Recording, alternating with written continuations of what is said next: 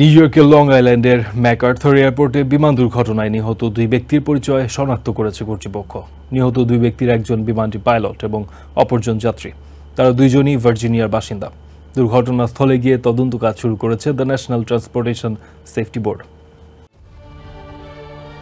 Long আইল্যান্ডের MacArthur Airport থেকে সোমবার স্থানীয় সময় 6টার দিকে উড্ডয়নের পরপরই বিধ্বস্ত হয় ছোট এই বিমানটি।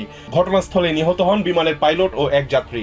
নিহত দুই ব্যক্তির পরিচয় শনাক্ত করেছে the National Transportation Safety board NTSB।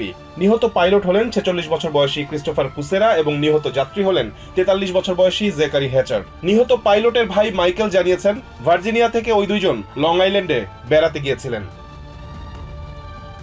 বেড়ানোর পর ভার্জিনিয়া ফেরার পথে উড্ডয়নের পরপরই সিঙ্গেল ইঞ্জিনের বিচক্রাফট বোনাঞ্জা বিমানটি বিধ্বস্ত হয়। দুর্ঘটনার কারণ অনুসন্ধানে NTSB তদন্ত শুরু করেছে। NTSB কর্মকর্তা অ্যারন ম্যাককার্টার জানিয়েছেন, তারা 3 জন প্রত্যক্ষদর্শীর সঙ্গে কথা বলে দুর্ঘটনা সম্পর্কে একই কারণ জানতে পেরেছেন। প্রত্যক্ষদর্শীরা জানান, উড্ডয়নের পরপরই সম্ভবত বিমানটির ইঞ্জিন বন্ধ হয়ে গিয়েছিল। এর ফলে রানওয়ের কাছেই 1 থেকে 150 ফুট ওপর থেকে নিচে আছড়ে পড়ে বিমানটি।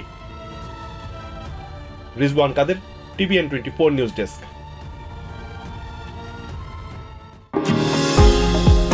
নিউ ইয়র্ক থেকে সম্প্রচারিত TVN 24 টেলিভিশন বিশ্বজুড়ে বাঙালির কণ্ঠস্বর।